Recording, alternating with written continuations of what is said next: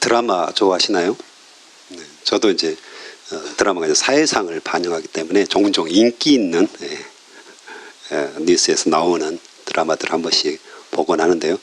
드라마의 인기 비결 중에 하나가 뭔지 아십니까? 네, 주인공이 잘 나가는 사람, 네, 중요하죠. 그 다음에 악인, 특별히 빌런이라고 하잖아요. 그래서 악인이 악해질수록 사람들이 욕하면서 본답니다. 저 새끼 막 하면서 네, 그렇게 드라마를 보곤 하는데 사람들이 그래서 악인이 악해질수록 사람들은 그것에 흥미를 느끼죠. 그러면 성경에서 가장 악한 민족이 어느 민족일까요? 빌런인 민족이 바로 오늘 본문에 나오는 바벨론입니다. 실제로 바벨론이 성경에서 굉장히 악한 민족으로 나옵니다. 실제로 오래 통치를 못해요. 워낙 학대를 하고 워낙 이렇게, 그러니까 한 정복민들을 완전히 거의 쓸어버릴 정도로, 그래서 너무 악하게 하니까 그만큼 반대 세력들이 많아졌어요. 그래서 실제로 바벨론은 거대한 제국을 만들었지만 오래 지속은 못합니다. 반란이 일어나가지고 금방 망하게 되는 그런 민족인데, 어쨌든 그 바벨론이 망할 것이다. 그래서 이사야가 예언을 합니다. 이사야 시대에는 지금 바벨론이 겨우 작은 나라에 불과했습니다. 그래서 거의 150년 전의 이야기, 후의 이야기를 지금 이사야가 예언을 하는데요. 그래서 1절에 보면 베일은 엎드려졌고 느보는 구부러졌도다. 그들의 우상들은, 그렇죠? 베일이 우상이거든요. 바벨론의 신이었고 느보도 바벨론의 신이었는데, 그들의 우상들은 짐승과 가축에게 실렸으니 너희가 떠매고 다니던 그것들이 피곤한 짐승의 무거운 짐이 되었도다. 지금 이제 전쟁에 져가지고 이 우상 베일과 느보를 가축들에게 실어가지고 이제 옮기는데 너무 피곤하다는 거죠. 그래서 이 말은 뭔 말입니까? 아무것도 할 수가 없다는 거죠. 전쟁이 일어났는데 신들의 전쟁이라고 그때는 이야기하잖아요. 그래서 신들이 전쟁한다 이렇게 이야기하는데 그냥 잡혀갈 뿐, 실려갈 뿐, 아무것도 능력이 없고 무능하다는 것을 지금 표현합니다. 오히려 짐승들에게, 사람들에게 귀찮은 존재, 무거운 존재일 뿐이다. 그 이야기를 하죠. 그래서 어찌 보면 이 바벨론이 엄청난 대제국을 형성했을 때 가장 강력한 신이었고 경배받고 추앙받는 신이었는데, 결국에는 전쟁에 패하면서는 그냥 잡혀가는 신세, 실려가는 심세, 그 백성들을 구원하지 못하는 그 모습들을 그대로, 무능한 신이라는 것들을 그대로 드러냅니다. 그 반면에 오늘 본문 저희들이 3절 4절에서 읽었잖아요. 어떻습니까? 하나님은 어떤 분이십니까? 하나님께서는 8절에 보면 기억해보라 이렇게 말씀하십니다. 너희들이 경험한 것들을 기억해보라. 내가 너희에게 어떻게 행했는가를 기억해보라. 장부처럼 단단히 서서 한번 기억해보라 이렇게 이야기하십니다. 태어나면서부터 하나님께서 안으셨고 또 너희를 업어서 키웠고 노년에 이르기까지 너희를 품고 내가 업고 너희를 구해냈다. 내가 구원자 아니냐. 그 이야기를 계속 하시는 겁니다. 그래서 9절에 보면 다시 한번 9절 한번 읽어볼까? 시작. 너희는 옛적 일을 기억하라. 나는 하나님이라. 나 외에 다른 이가 없느니라. 나는 하나님이라. 나 같은 이가 없느니라. 아멘. 하나님을 무력한, 아무것도 못하는 그 우상과 비길 수 있겠느냐 이거잖아요. 그래서 하나님께서 철저히 너희를 구원하고 지키고 인도하고, 한번 기억해봐라. 너희의 민족의 그 역사를 한번 기억해봐라. 너희 개인의 그 역사를 한번 기억해보라는 거죠. 우리가 왜 하나님을 찬양하지 못하고 하나님께 감사하지 못하는가요? 잊어버리기 때문에 그렇습니다. 실제로 내 삶 속에서도 개인적으로도 돌아보면 수많은 하나님의 도우심과 일하심과 보호하심과 지키심과 그 모든 것들이 있었거든요. 근데 그것은 싸그리 잊어버리고 내가 지금 없다고 생각하는 것, 내가 지금 가져야 된다고 생각하는 것, 내가 욕망을 가지고 저거 분명히 나한테 주셔야 되는데 왜 안 주실까? 이것이 우리의 불만이죠. 그래서 감사가 사라지고 찬송이 사라지는 겁니다. 하지만 기억해봐라. 내가 너를 입히고 먹이고 보호하고 지키고 지금까지 너의 삶을 완전히 인도하는 것 아니냐? 지금 그렇게 말씀을 하시는 겁니다. 근데 왜 너는 나를 섬기지 않고 자꾸 다른 것들을 바라보느냐 이거죠. 왜 다른 것들을 나보다 더 사랑하느냐 이거죠.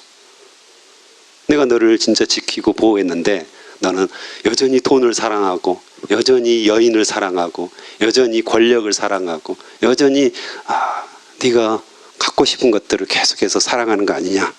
지금 이렇게 다시 한번 말씀을 하시는 겁니다. 그래서 13절에도 동일하게 말씀하십니다. 13절 같이 한번 읽어볼까요? 시작. 내가 나의 공의를 가깝게 할 것인즉 그것이 멀지 아니하나니 나의 구원이 지체하지 아니할 것이라. 내가 나의 영광인 이스라엘을 위하여 구원을 시온에 베풀리라. 한 구절 더 읽겠습니다. 47장 4절 시작. 우리의 구원자는 그의 이름이 만군의 여호와 이스라엘의 거룩한 이시니라. 아멘. 네, 기억하라는 겁니다. 기억하지 않으면 망한다. 그 말씀을 이제 또 계속을 하시는데요. 특별히 바벨론에 대해서 바벨론이 망할 것이라는 것들을 이제 주로 예언을 하시잖아요. 그래서 하나님이 분명한 너희의 구원자인데 결국에는 우상, 너희들이 부러워하고 너희들이 굉장히 부러워하는 그 바벨론의 벨, 누보는 망한다. 그 망하는 이유에 대해서 쭉 47장에서 이야기를 합니다.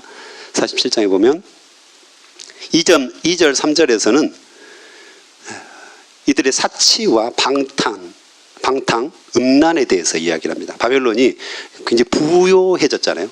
굉장히 큰 거대한 제국을 형성하고 수많은 나라들로부터 많은 재물들을 이렇게 뺏어가지고 약탈해와가지고 그걸 가지고 뭘 합니까? 사치하고 방탕하고 음란하게 행합니다. 그래서 내 속살이 드러나고 뭐 이런 부끄러운 것들을 보일 것이다.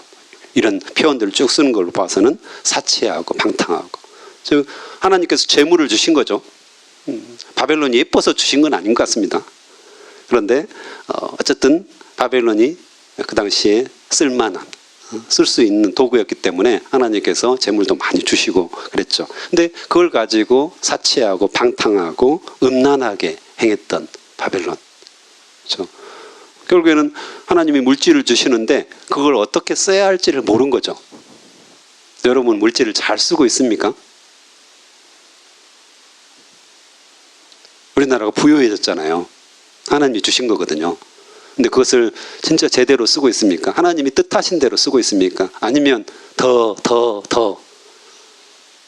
쌓고 나를 위해서 이렇게 살고 있지는 않습니까?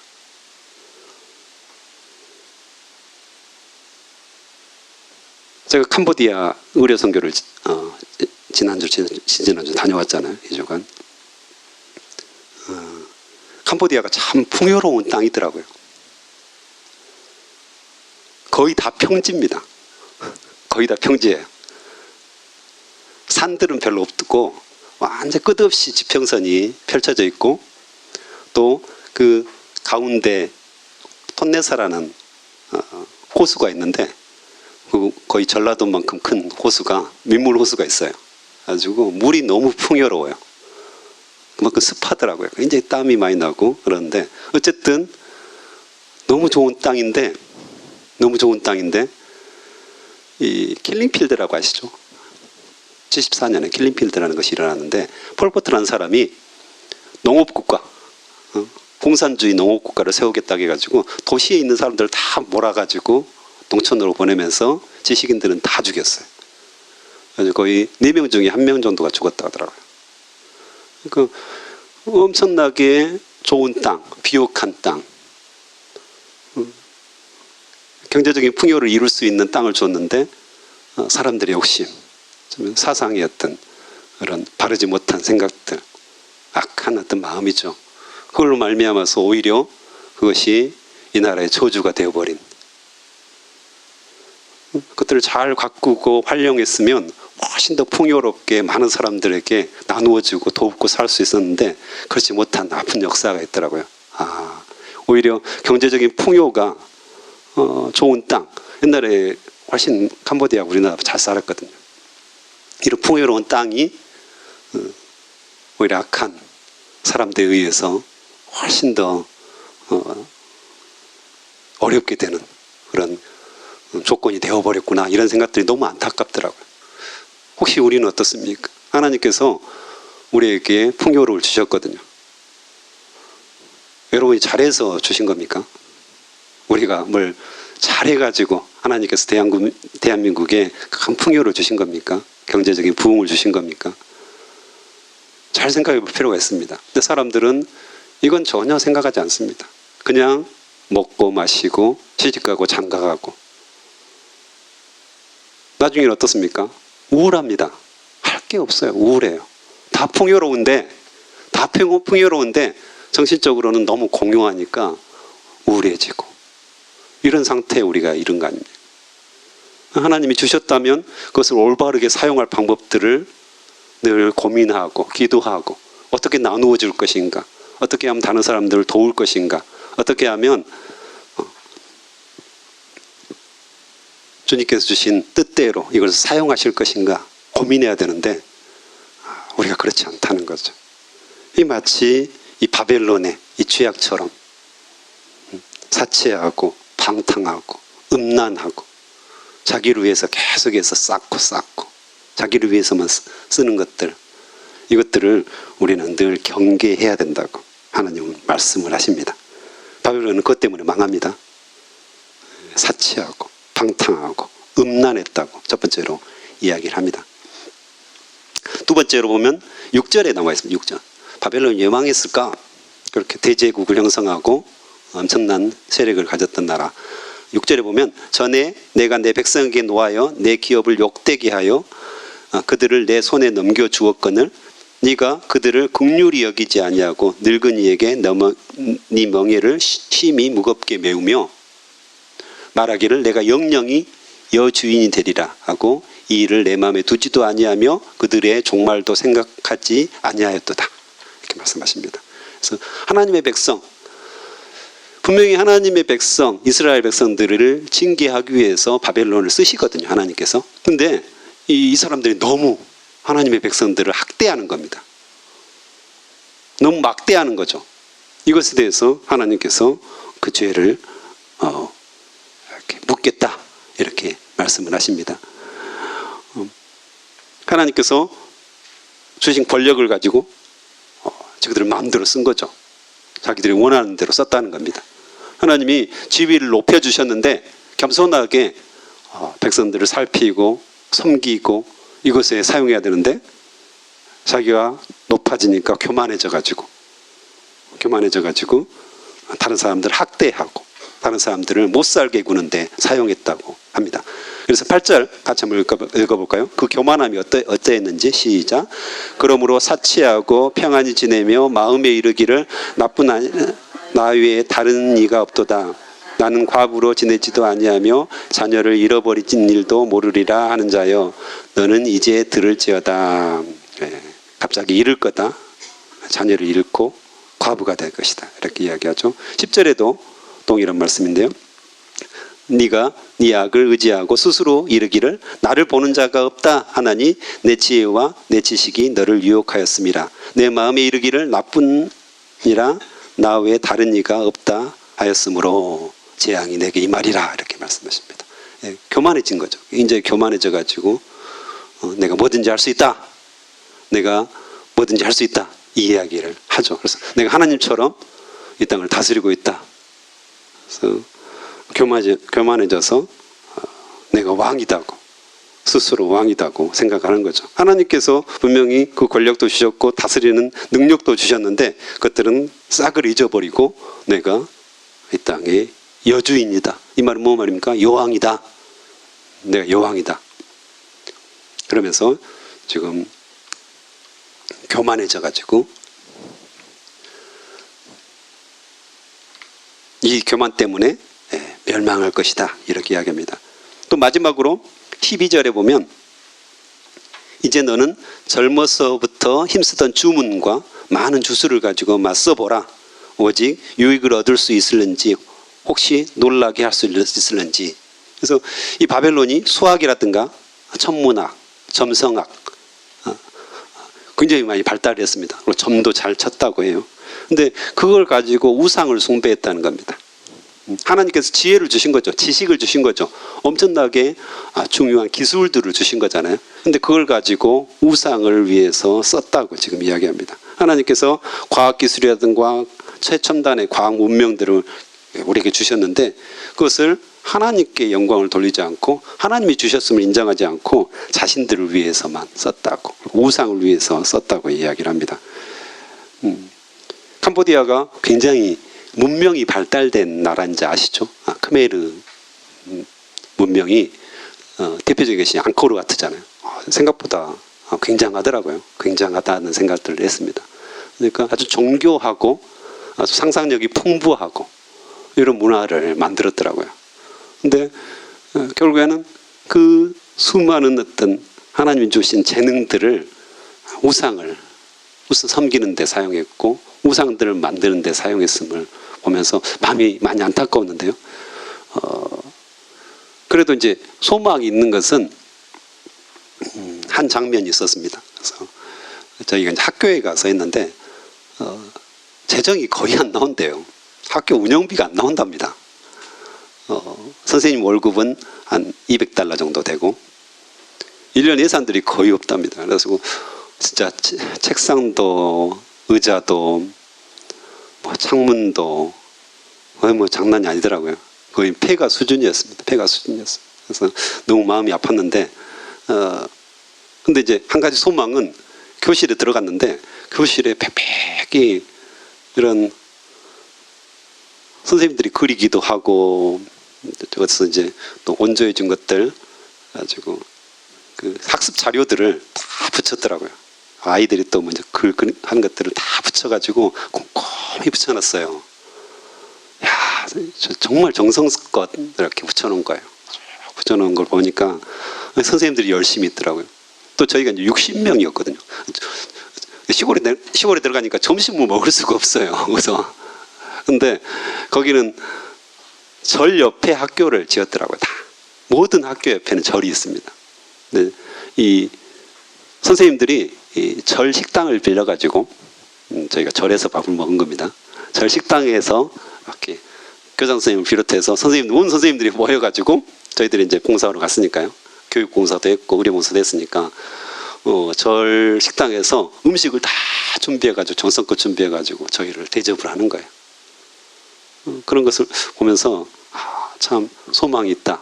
이 선생님들이 그들의 재능들을 가지고 최선을 다해서 비록 재정은 부족하고 열악하지만 월급도 적게 받지만 아이들을 사랑하는 마음으로 이렇게 모든 교육 자료들을 벽에다 붙이고 얼마나 정성스럽게 해놨는지 저도 감동을 받았습니다. 그래서 여러 번 읽어봤습니다. 영어도 있으니까요. 그래서 참 자기들의 재능들을 제대로 쓰고 있구나 이런 어떤 모습들을 보았어요. 그래서 두 가지 부류잖아요. 그러니까 자기 재능을 하나님께서 주신 것을 알고 정말 정성껏 다른 사람들을 위해서 쓰는 사람과 자기 재능들을 우상에게 쓰는 사람들 또 자기 자신만을 위해서 쓰는 사람들 이런 모습들 다를 거라는 거죠. 결론이 다르다는 거죠.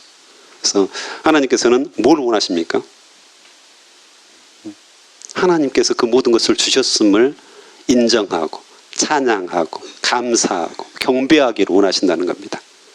내가 너희를 구원했다 이거잖아요. 근데 우리가 교만해져 가지고 마치 내가 그것을 얻은 것처럼 내가 성취한 것처럼 여긴다면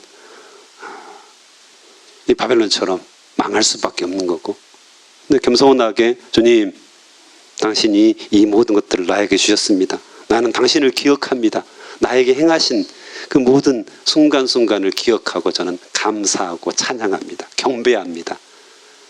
주님, 주님만을 위해서 살겠습니다. 나만을 위해서 사는 것이 아니라 주님을 위해 살고 이웃을 위해서 손을 내밀어주는 그런 삶을 살기를 간절히 원합니다.